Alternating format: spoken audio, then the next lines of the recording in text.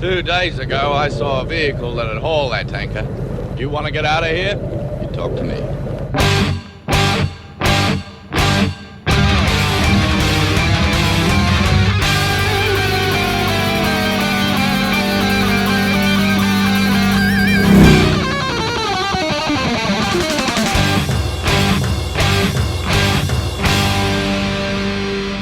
Welcome to the Mad Max Minute, where everything's coming up Rocketansky, and Mad Max 2 The Road Warrior 1 minute at a time. I'm Rick. And I'm Julia. And today we're talking about minute 74, which begins with Pappagallo deciding to let Max drive the tanker, and it ends with the Horde lining up outside the compound. Things are actually starting to happen. Oh, yeah. In this minute. This might be a byproduct of analyzing minute by minute. I feel like we have been preparing for this moment for a very long time. Oh, absolutely. It probably feels that way, especially because we've seen the compound dwellers actively preparing for this moment as well. I don't know how long exactly it's been. It's hard to tell with time of day and whatnot, especially the way that George Miller just used the shots that work and didn't worry so much about the lighting. It has been way more than 12 hours. Oh, absolutely. When Pappagallo was up on that wall wounded and said, "You've got 12? Yeah, 12 came and went. Right. I would hazard a guess at it's been at least 18 hours. Oh, easily. It hasn't been 24, which was the original estimation, but I think it's been at least 18. Right, because when Pappagallo told them 12 hours, it was, I don't know,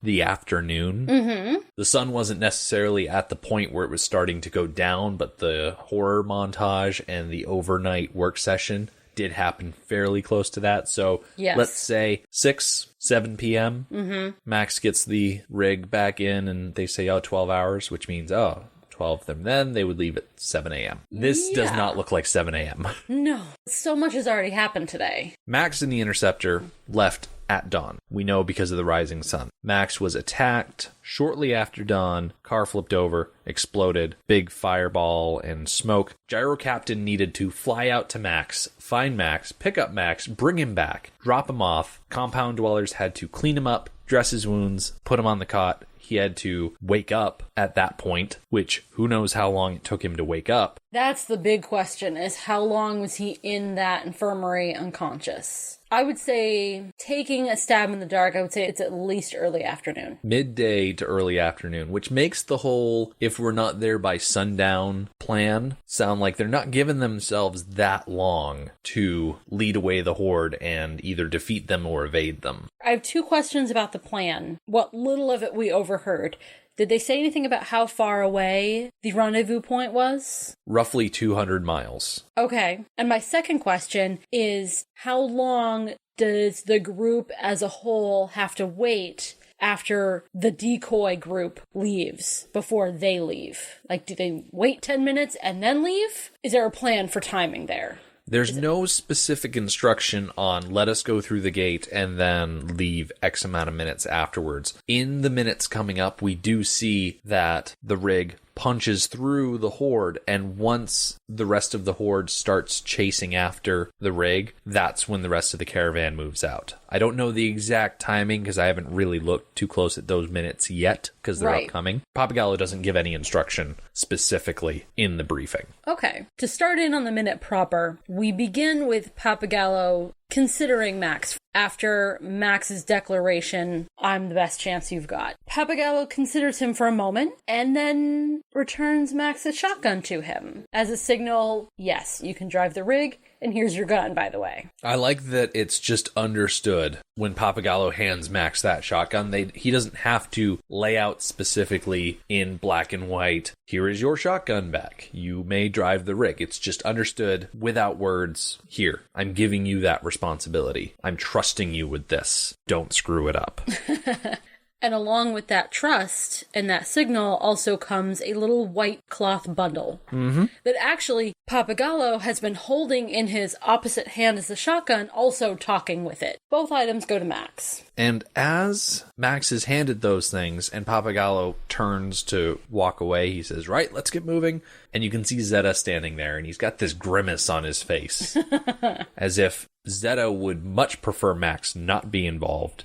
because of his wild card status. Do you think Zetta feels threatened in any way? That maybe his number 2 position might be in jeopardy? I think he might be upset, at least a little bit, by the fact that he was planning on riding on the tanker with Pappagallo driving, that he was going to put his safety in Pappagallo's hands, and now instead of this person that he trusts and has worked with driving the rig that he's going to be riding on, now his safety is in the hands of this stranger, this wastelander that they didn't even know before a few days ago. And yes, he found them the rig, but at the same time, Zetta doesn't have the history with Max that he has with Pappagallo. I can understand him being just unsure of the situation. Good point. As opposed to Virginia, the warrior woman, who made peace with Max. And she recognized the goodness in his capabilities and told him so. And they made a little connection. Yeah. We don't actually see much of a reaction from the mechanic or warrior woman, but I like that you brought up that she already, I guess, recognized him as a valuable asset and has given him that bit of acceptance. I feel like the mechanic probably would still be a little sour on being abandoned initially, but at the same time, if the mechanic wanted to put the rig in the hands of the most capable driver, Max is it. So I imagine the tanker team are probably more or less all right and willing to go along with it. I mean, they all get on the tanker, that's for sure. As Pappagallo gets everybody moving again, not only do we see Zetta's sour look, but we also see that Rebecca doesn't move away as quickly as the others. Yeah. That she hangs back a little bit, and she's just looking at Max. She has this way about her that's actually a mirror of Max's way about him of no expression on their faces. She does the same thing. And we saw it back when Max had just brought the rig in and everybody was crowding around him and patting him on the back and saying, with you driving the rig, we're going to be in great hands. And Max's rejection of that.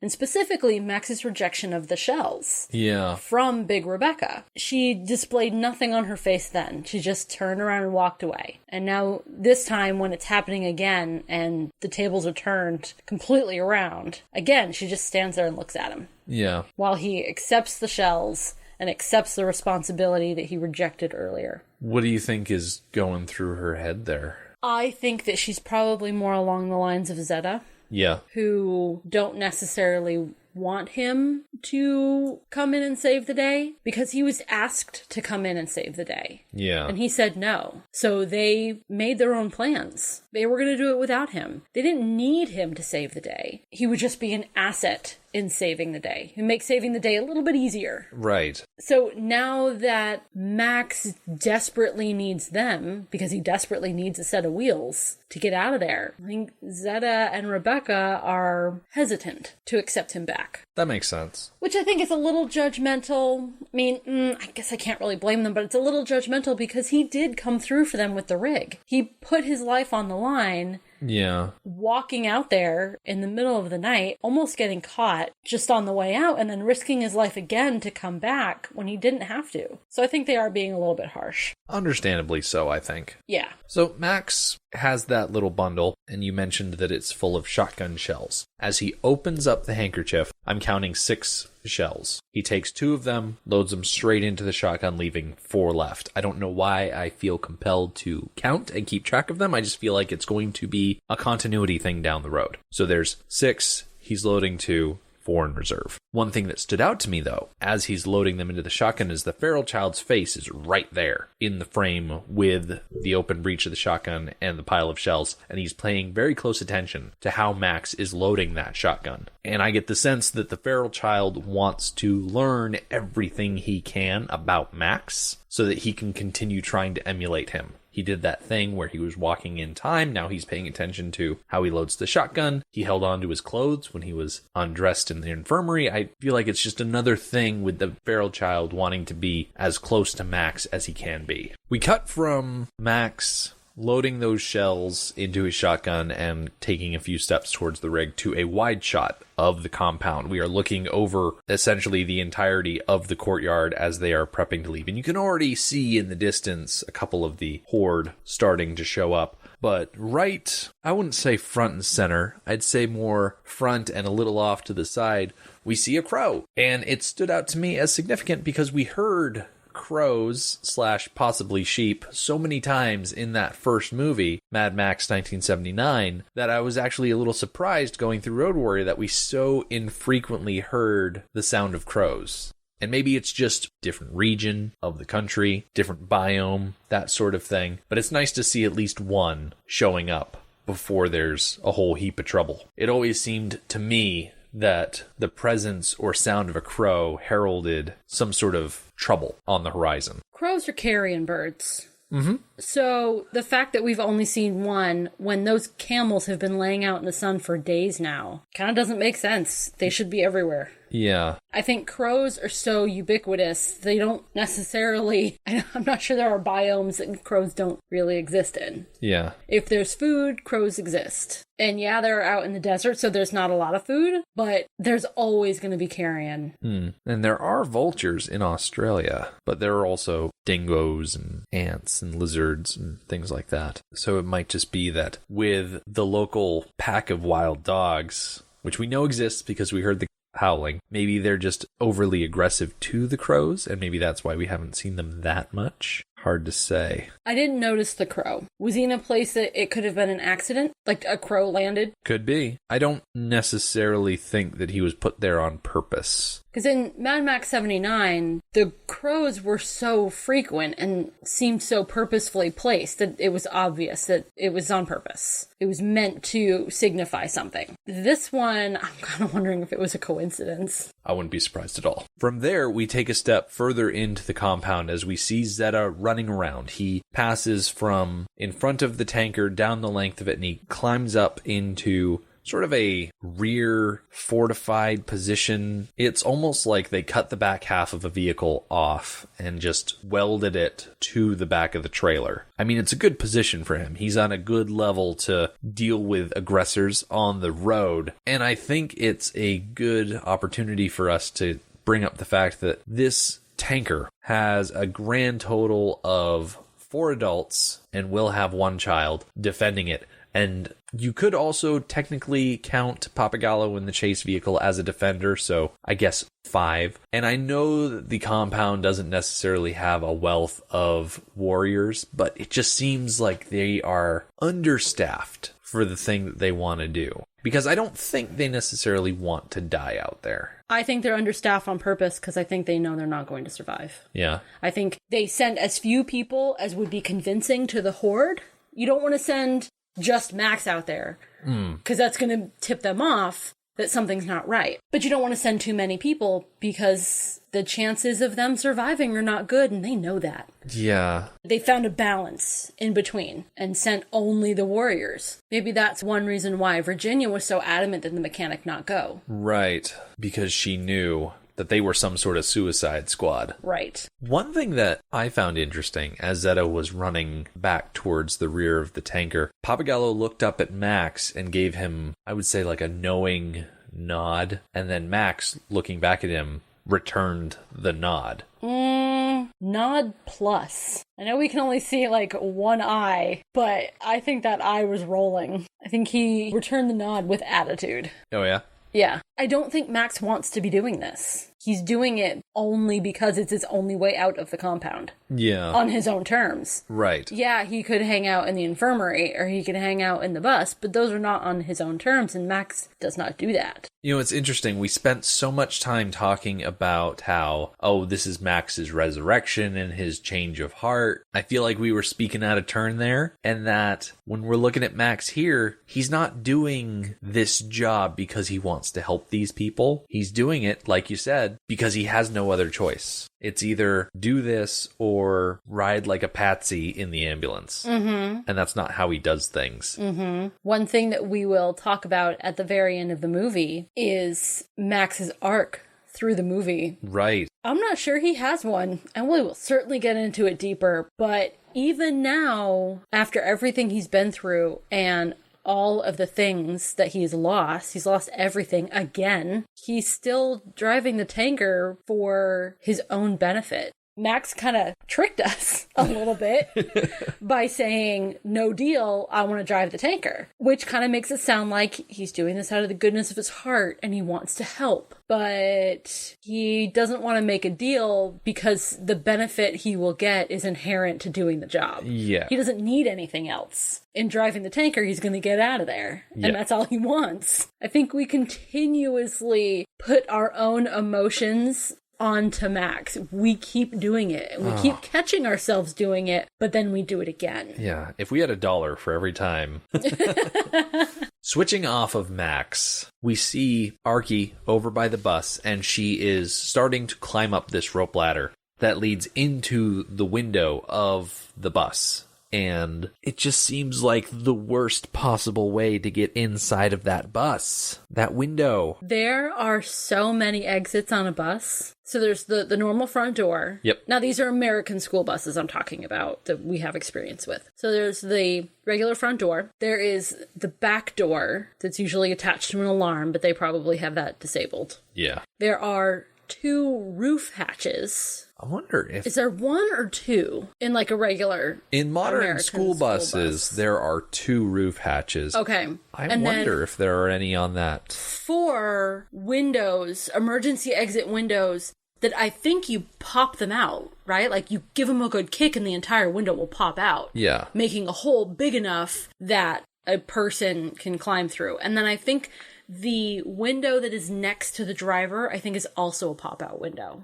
9? Is that 9 exits? That's a lot. Holy cow. Wow. Well, you know, when you got 50 kids trying to escape a school bus, you need 9 exits. Yeah, I'm looking at pictures of the school bus from the movie on Google Images just now, and it doesn't look like there are any avenues of egress on the top. Okay. But even so, those windows are so small, and yeah, there should be a front door to that bus that would be so much easier to get in and out of. Now, I suppose the front door is located on the tire side, so maybe they don't want to go that way to tip off the marauders would be able to see them. That's a good point. But I don't feel like that's a problem. I definitely feel like with the bus gate closed, they should be able to pass in and out of that front door. Yeah, it might be a squeeze. Yeah. But I haven't they been doing that the whole time? Anytime anyone gets in or out of the bus to move it back and forth? I mean, they could have been using the back door before, because we know from stuff we see later on in the movie that the back entrance to the bus is currently taken up by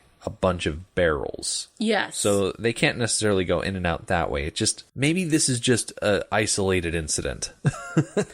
I hope so. Because it's not a big opening. No, and okay, yes, Arkie is a young, small little thing, so she can probably wiggle through there. But almost anybody else, like Rebecca, she's not large, she's not big. I don't know why she's called Big Rebecca, but she is not big. I think she has an average middle-aged body, which can't fit through that window. Yeah, she's probably not as lithe or spry or any other adjective for someone who can move with a lot of flexibility. Yeah, and then there's the doctor. Is he a doctor? Guy wearing an apron, wearing like a worker's apron. I don't know why I assume he's the doctor. Anyway, there is a man who is quite large. There's no flipping way he's getting through that window. Yeah, he's rather portly. Yes. And who knows, maybe he's riding in another thing. But it's just the idea of crawling in and out of that window. It's not something that I should get caught up on. But when you think of getting in that window, I, as a large 6 foot, 250 pound man, would get caught up in that window because it's so tiny. And the curmudgeon is driving the bus as they leave. And I can't imagine him crawling through. Because, okay, you climb up that rope ladder, you put your arms and head through that window, and then you got your butt hanging out the window. You got your arms with, like, probably nowhere to put your hands. Right. You have to land down into the bus seat. And then you get this awkward crawling situation. It's like... It's bad. Oh, I hope this wasn't a situation that they were doing this all the time. I hope it was just this one time they were doing it, because it is so dumb. And I can't remember, I think it's a combination of between this minute and minute 75 where other things are happening. Arkie does not get in the bus at that moment. Yeah. Other things are happening. And you see Rebecca pull the rope in. Right. We never actually see Arkie go in through this window. No! We see nobody go through that window. Yeah. Big Rebecca pulls the rope inside, and then that's it. I think the only reason they had her climb up this rope ladder is so that she could look to the side and make eyes at the Gyro Captain. Yes. He duped us. George Miller duped us. Although, it was a really nice little scene. Oh my god, it was so adorable. Sweet. Oh, And the two of them. Oh, I love that they are like forming a relationship. Yeah, they've become a very quick item. Yes. And it's nice to see. What's also nice to see is the Gyro Captain is pre-spinning his rotors. You mean actually treating his machine like the auto gyro that it is instead of a fictional gyrocopter? Right. Sometimes it's a helicopter, sometimes it's an airplane. That is a nice detail. A few weeks ago, I posted a video of this 80-year-old man trying to start up his gyrocopter, and the headline called it an airplane. And looking at it, immediately I knew what it was, because it looks exactly like the Gyro Captain's gyrocopter. It's the same style. And so I read the comments, and there was one guy in the comments who was like, "It's a gyrocopter!" And I was so tickled. Then somebody in the comments knew what it actually was. Yeah. We wrap this minute with a little under 5 seconds of Horde vehicles making a big old dramatic line outside the compound. And I feel like if the compound dwellers were able to stick to their original time frame and not wait around for some reason, that they probably could have tried to get out before the Horde had a chance to formally arrange themselves like this. But what's done is done. I disagree. Oh, yeah? I think the line of Horde cars forms right now because the compound is making their final preparations. Specifically because they can hear all of the engines, specifically the rig engine. Yeah. Starting up, making all sorts of noise. So the reason that they're coming over the ridge is because they can hear all the starting up. Yes, I think they have their spies who are watching and listening for what's going on in there. And sound is probably their best indicator. Yeah. Although having somebody up on a pinnacle with binoculars can probably see into the compound decently. Pretty good, maybe. Yeah, I think so. Yeah, so I think they got the signal that, okay, it's time. So they line up for their rumble. It's this shot of the Horde lining up that wraps today, and there's one specific vehicle in this lineup that is the Lord Humongous' truck, and we are going to start tomorrow by focusing on that vehicle. Oh, yes, we are. And it's also going to be Friday, so we're going to have some guests. You've probably heard their names before in this podcast and in other guest spots that we've been on. We like to talk about them an awful lot, it seems, given their subject material that they like to talk about. But I'm not going to necessarily say who they are yet. You're going to have to come back tomorrow to find out who our special guests are. The Mad Max Minute podcast is a fan project by Rick and Julia Ingham. The Mad Max franchise was created by George Miller and Byron Kennedy and presented by Warner Brothers Pictures in association with Village Roadshow Pictures. Mad Max Minute is produced and edited by Rick Ingham. Our opening music is by Daniel Bautista of danielbautista.com. You can follow Mad Max Minute on Twitter at Mad Max Minute, on Facebook at Mad Max Minute Beyond Microphone, and at madmaxminute.com. And finally, if you would like to contribute to the podcast, visit madmaxminute.com, click on the support link at the top of the page, and check out our Patreon to help us keep the tanks full. Thank you for joining us for Minute 74 of The Road Warrior. We'll see you tomorrow.